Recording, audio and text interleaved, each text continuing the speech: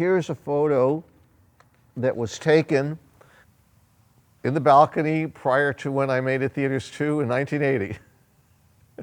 I was 28 years old when I picked up this theater. And I'm still here. I grew up in Stamford, Connecticut, and we had about 6 or 7 theaters in the town.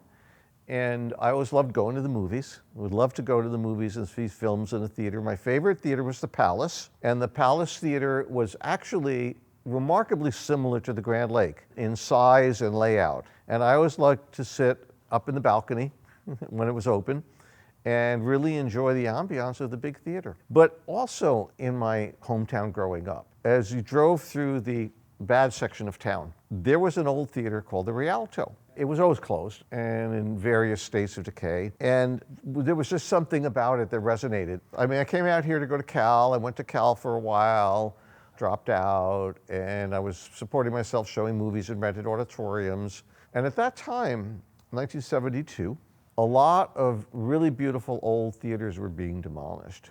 In San Francisco, you had what they were calling the redevelopment, which was just an abomination. So when I started my company, my first theater in Berkeley, which I built when I was 19, I decided I would call my company Renaissance Rialto, the rebirth of the Rialto. And my ground lease that I bought in 1980 runs out in 2023. There were 8 landlords. They were all worried, well, you know, what are we going to do with this building in 2023? Allen owns everything inside of it. So 3 years ago, I was able to negotiate a deal that satisfied all 8 of them, and I purchased the property. So it's protected. It is protected. Going forward in the future, at some point, I'm probably going to seek inclusion on the National Register of Historic Places to protect it for after I'm gone.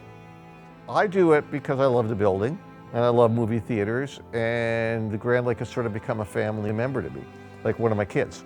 All my kids are younger than when I got the theater.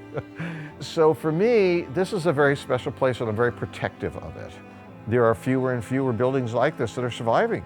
Although today, people are seeing the value of these theaters, and communities are stepping up because more and more people realize that these beautiful old buildings will never, ever be replicated. These theaters are very, very, very special assets of our social fabric.